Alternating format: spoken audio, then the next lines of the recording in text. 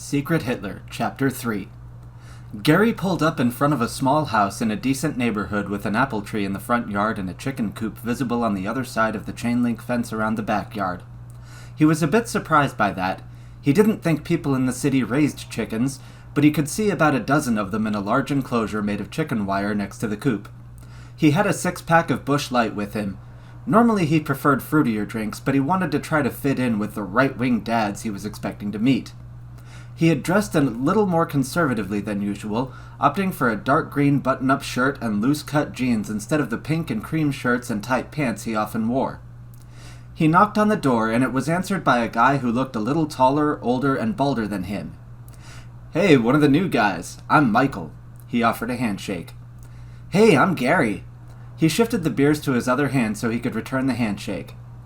"I thought you were bringing a couple of friends," Michael asked as he stepped back so Gary could enter. "They should be here soon." Gary shrugged. They had decided against carpooling since he, DeAndre, and Paul all lived in different neighborhoods. Inside was a long set of stairs leading down to the basement, and a shorter set of stairs up to the living room where there was a large sectional couch and a love seat facing a big screen TV. The TV was turned off, and there were half a dozen other guys sitting there who looked up at him as he walked in. He was surprised when the first of them to stand up and introduce himself was a tall, thin Asian man with a goatee. "Hey, I'm Kenji." "Gary," he replied. "Want a beer?" "We drink real beer here, not tranny water," said the next man, a muscular guy with tattoos covering his arms and short blonde hair. "Zach," he added, offering a handshake, which Gary awkwardly accepted with a puzzled look, still trying to process the tranny water comment. "He's just busting your balls," the next man said, a very tall man who looked younger than the rest of them, wearing a black duckbill cap with a yellow laurel on it and a fancy-looking jacket over his button-up shirt. "Graham." He offered a handshake as well, then motioned an offer to take the six-pack. "I'll put those in the kitchen. The girls might want one." "Oh, thanks." Gary let him take them. He wasn't too attached to the idea of drinking them anyway.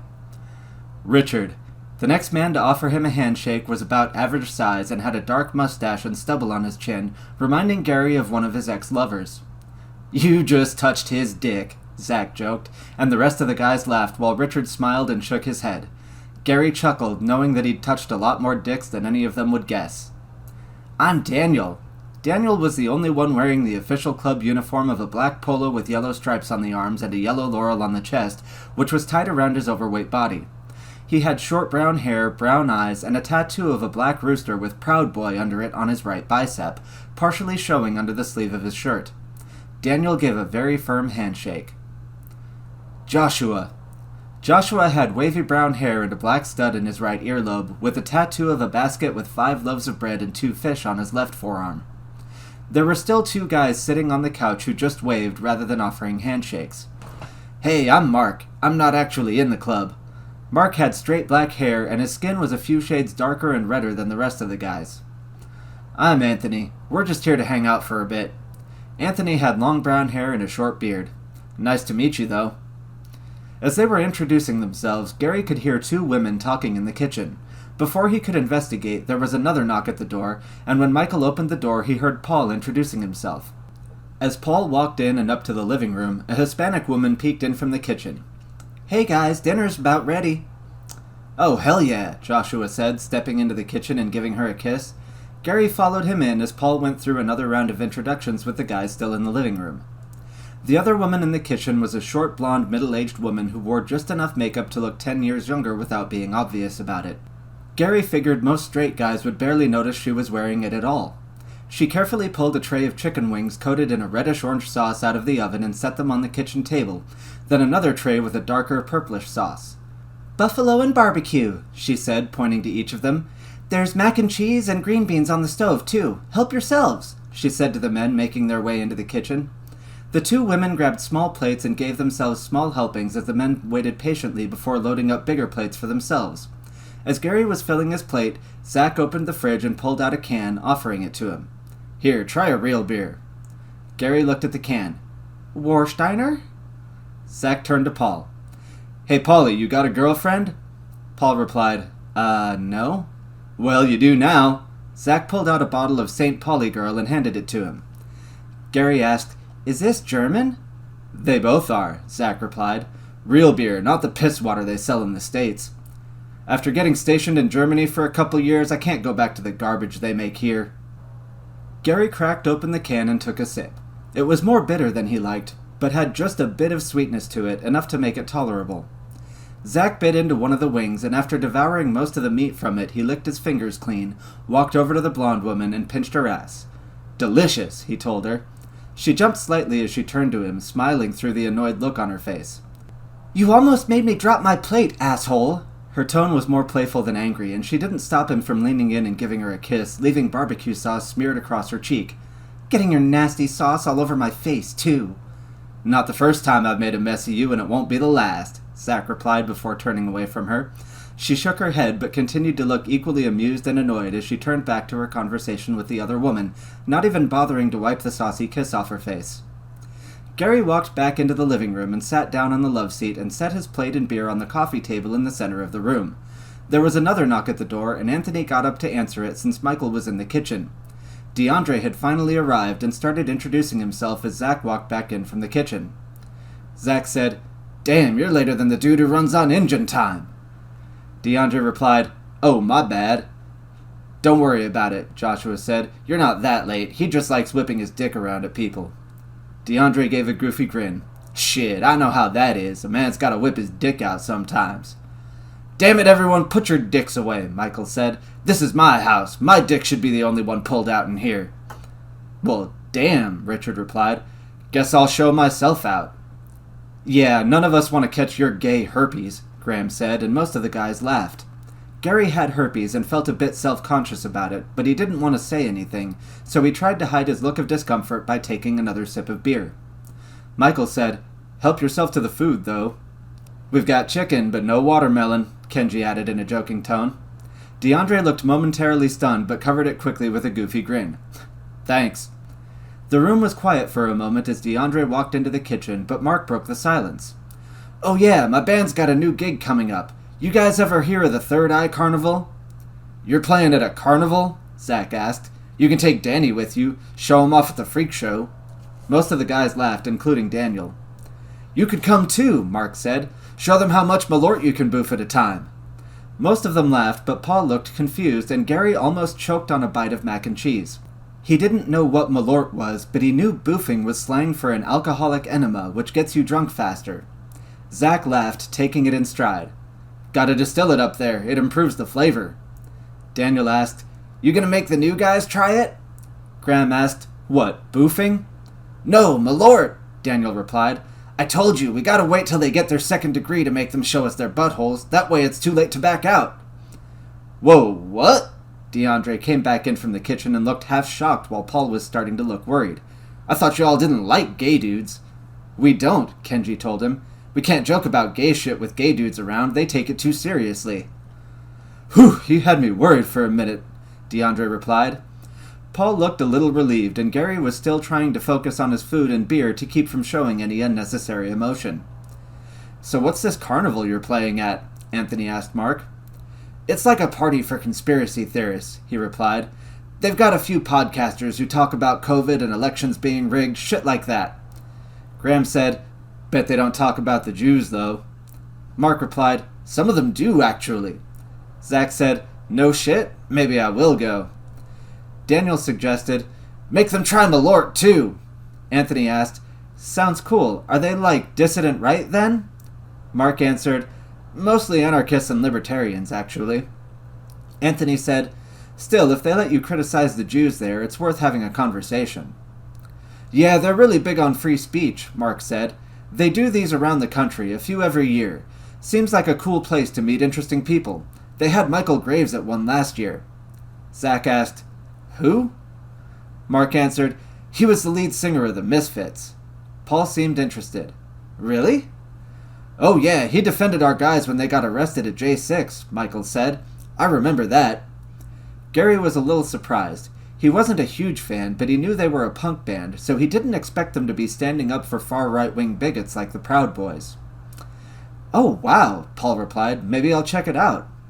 Richard said, "Yeah, that sounds like a good time."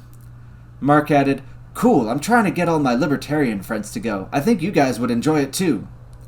I'm basically a libertarian, Paul said, but I haven't really been active in any libertarian political stuff before. Might be nice to meet some other local libertarians. Joshua asked, Isn't that what you're here for? I mean, basically, Paul replied. That and it's good to know a bunch of dudes with guns in case shit hits the fan. Gary nodded along with that, not because he agreed with it, but because it gave them a better explanation for being there. Yeah, never know when there'll be more riots or whatever.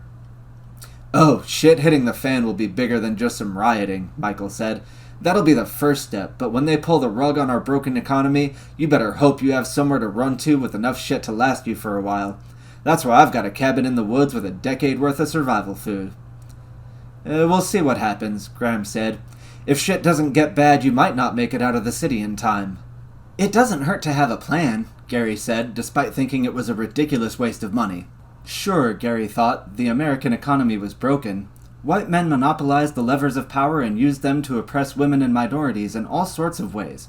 But that system had existed for centuries, and Gary didn't expect it to collapse anytime soon, even if a part of him would love to see it happen.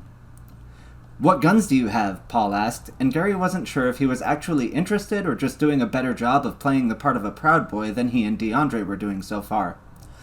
I've got an old Mosin Nagant my dad gave me, but I should probably pick up something better when I can afford it. Zach asked, What are you doing with a commie rifle? Hey, they're good for hunting, Michael said, but I've got a Ruger 30-06 for that. I leave that out at the cabin, but I've got an AR and a 9mm here in case I have to fight my way out of the city. Zach said, Yeah, good luck with that. I saw a 30-06 AR for sale at the last gun show I went to, Graham said, but it was way out of my price range. Shit, with a 30-06 AR you could take out an army of bears, Michael said. That's overkill. Fun overkill, Kenji said. Now I know what to save up for. I've always got my Glock on me, Richard said, patting a holster under his shirt that wasn't noticeable until he pressed his shirt against it. Gary suddenly felt like he was in over his head more than he had a moment before, knowing that one of the Proud Boys was armed and potentially dangerous. Zach said, I prefer SIGs. I'm more of a shotgun guy, Anthony said. You guys ever go skeet shooting? Michael answered, duck hunting. Anthony replied, Hey, that's even better. But hey, Paul, right? Mark addressed him and Paul nodded. If you want to meet some libertarians, I'm hanging out with a bunch of them next week Friday. Gary considered asking if he could go, but figured he should focus on the Proud Boys before trying to infiltrate the broader libertarian community. He figured they wouldn't be worth the effort. Paul replied, yeah, sure, if I'm free. Richard said, I wouldn't mind joining in on that too. Yeah, sure, let me get both your info. Mark pulled out his phone and let each of them enter their numbers. The two women came in from the kitchen and the blonde spoke first. We're going to run to the store so you boys can have your alone time. The Hispanic woman added, Don't do anything too gay while we're gone. We will, Daniel replied, and most of them laughed. Joshua requested, Sophia, pick me up some vape juice, would you? Sure thing, babe, the Hispanic woman replied before they walked out the door. I guess I'd better get going too so you guys can start your meeting, Anthony said, standing up. Good seeing you guys again, though. You could just join, Zach told him. It's not like the military, you're not signing your life away. Nah, you know me, I'm just here to network, Anthony replied. If shit really does hit the fan, good people are worth more than food and ammo. Good point, Michael said, but that's all the more reason why you need a band of brothers. That's the thing, Anthony replied. I've already got multiple bands of brothers, and I'm here to make sure they can all work together if the need arises. As Anthony stood up to leave, Mark stood up too. I'll let you guys get to your meeting. The two of them shook a few hands on the way out, giving Gary, Paul, and DeAndre simple, nice to meet yous, before heading out the door. Alright, now that the pussies and fags are gone, Zach paused and stared intently at Graham for a few moments. Graham said, Just because I dress nice for the ladies doesn't mean I'm a fag. Yeah, you just live with one. But let's get down to business, Zach continued. Before we can begin the meeting, everyone here has to be a first-degree Proud Boy. You three said you'd heard about us, but are you sure you're ready to join? Hell yeah, Paul said enthusiastically. Fed, Zach said, and Paul grinned as some of the other guys chuckled. DeAndre said, Sure, let's do this. There's no gay initiation ritual, is there? Gary asked, trying to joke around and hoping it would help. Since you mentioned it, Zach answered, Yes, there is. He got up, went to the kitchen, and came back with a bottle of Malort and 3 shot glasses. "Aw, man, you're gonna scare the new guys away," Richard said. "Only reason I stuck around is you didn't make me take a shot until it was too late."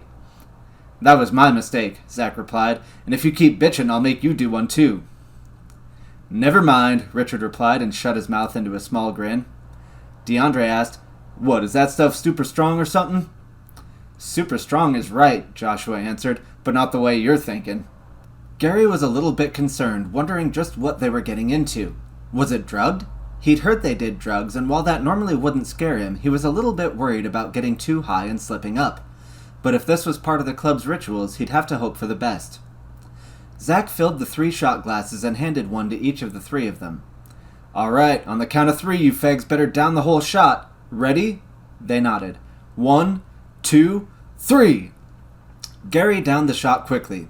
He didn't like the taste of strong alcohol, but as it passed through his mouth, it didn't taste that much stronger than any other kind of liquor. Paul spoke up first. "That wasn't that bad. Ugh!" He paused and his face twisted in disgust. DeAndre exclaimed, "Nigga, what the fuck?" "We got the nigger to drop an N-bomb!" Kenji shouted, raising his right arm in a Nazi salute, which Graham and Daniel joined him in as the rest of the guys laughed. "Oh, that shit tastes like ass," DeAndre said with an exaggerated frown. Gary wasn't surprised by their reaction. The aftertaste wasn't much different from the taste of a man's unwashed asshole. He honestly wasn't sure what kind of act he should put on, but he was sure that he was going to tell all his gay bottom friends about the humiliating new drink he'd just discovered, so he decided to just roll with it. He held his shot glass out and looked Zach in the eye. "Pour me another round." All the guys laughed in shock, looking back and forth between each other and Gary. Zach filled his shot glass again with a proud smile. "There we go, that's a real man, not like you faggots, can't handle your liquor." Gary downed it with a grin, incredibly amused at being told he wasn't a faggot for wanting more of a drink that tasted like ass. "Puts hair on your chest," he responded after swallowing. DeAndre and Paul gave him horrified looks. "Dude, my mouth still tastes like a fucking sewer," Paul told him. "How the fuck are you asking for more?" "I'm not a pussy," Gary said, and he appreciated the fact that the guys who were already in the group got another laugh out of that. Despite how nervous he'd been a minute ago with the gun talk, he was starting to enjoy the task of tricking the Proud Boys into thinking he was their kind of guy.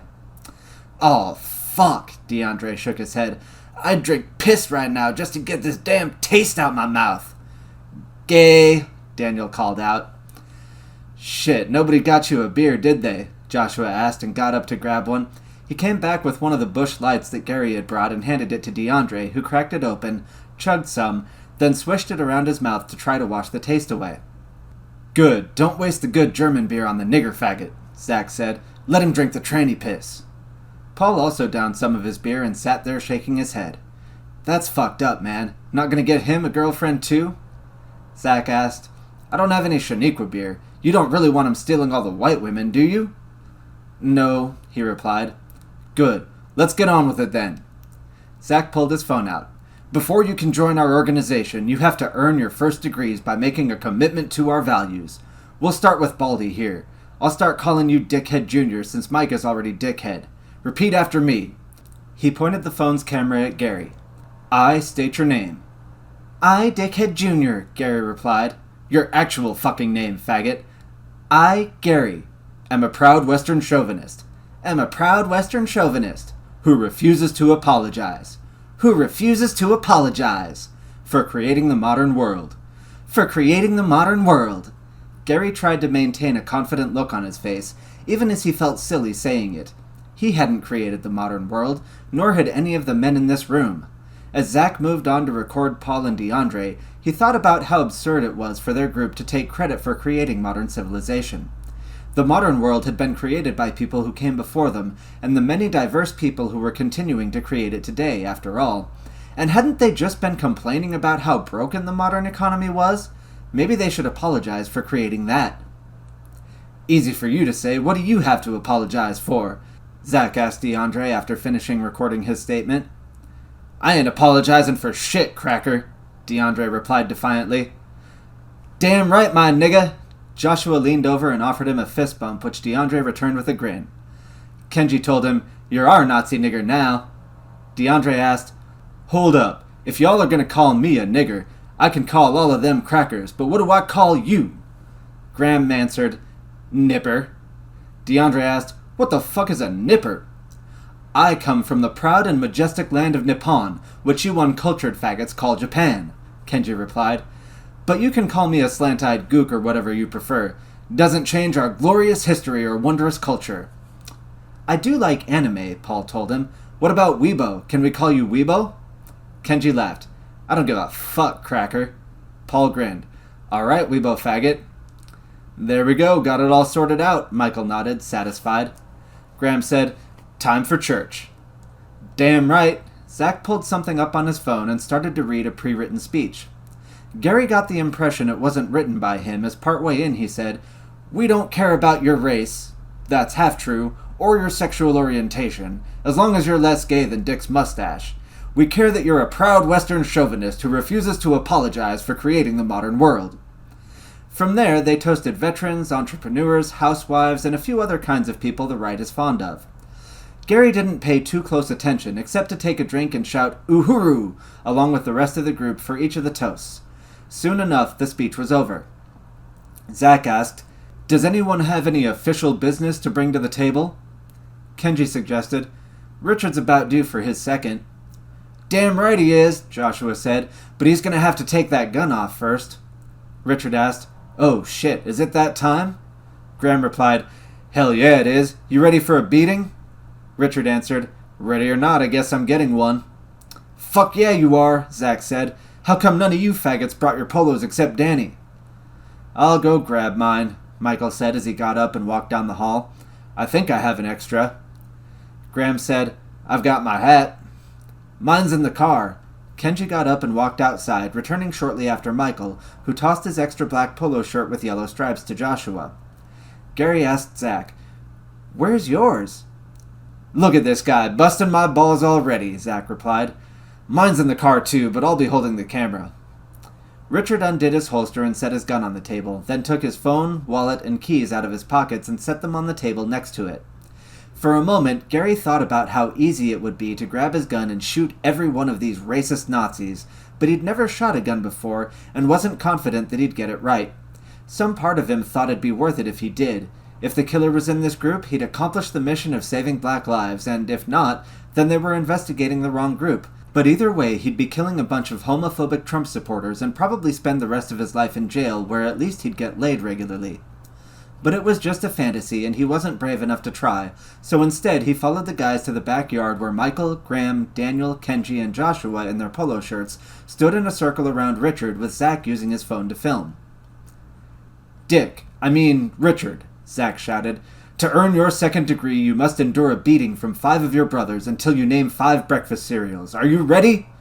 Yes, Richard replied loudly and confidently. Brothers, no headshots and nothing below the belt, body shots only.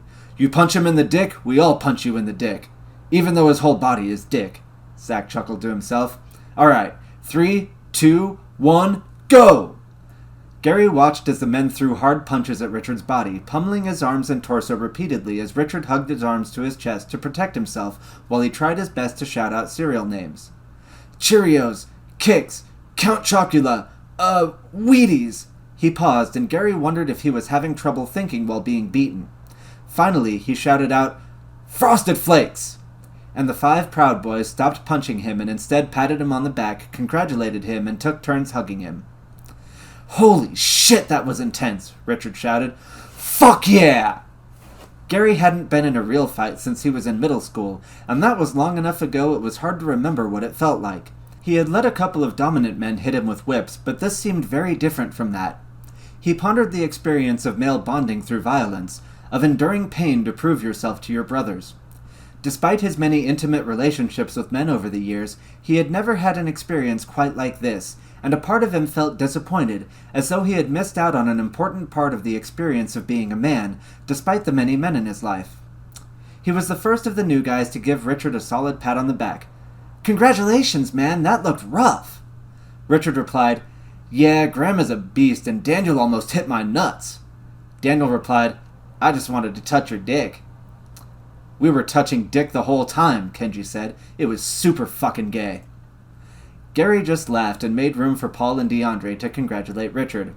He had no idea what this absurd ritual really meant to the group, but despite the simmering hatred he had for their political beliefs, a part of him still wanted to have the experience, just to see what it felt like to endure it. The group went back inside, many of them grabbing another beer, some of them grabbing more food until the wings were gone.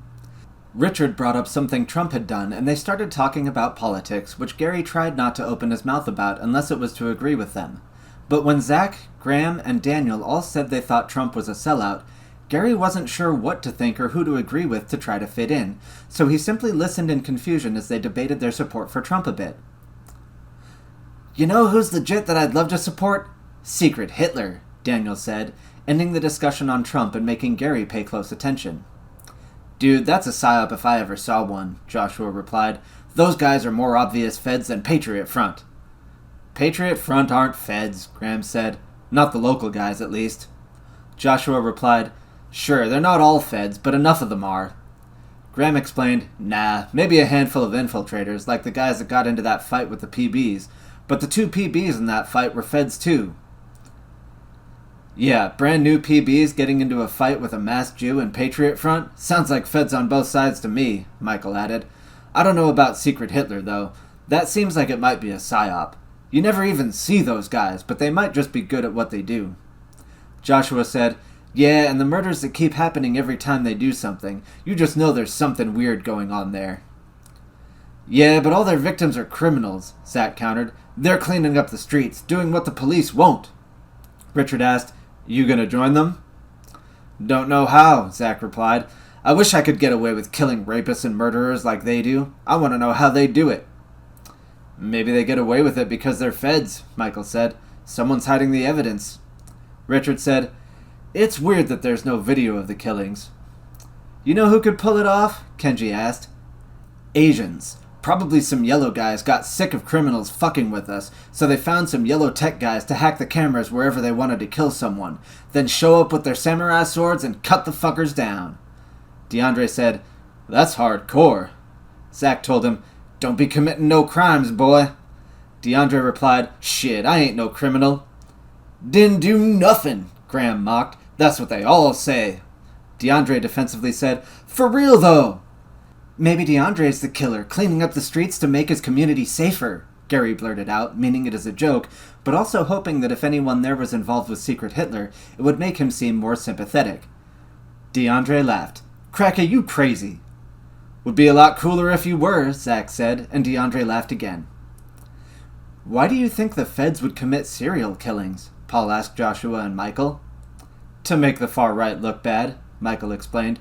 "They'll frame some white supremacist and use it as an excuse to crack down on the far right. And once the Democrats get in power, they'll use that to crack down on us and any dissident group that doesn't support the system.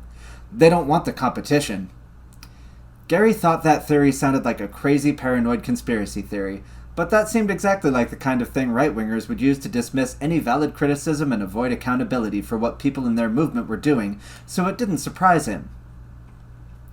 "It could be a Proud Boy," Richard said with a straight face, and everyone turned to look at him. "I mean, I just got a beating from 5 serial killers."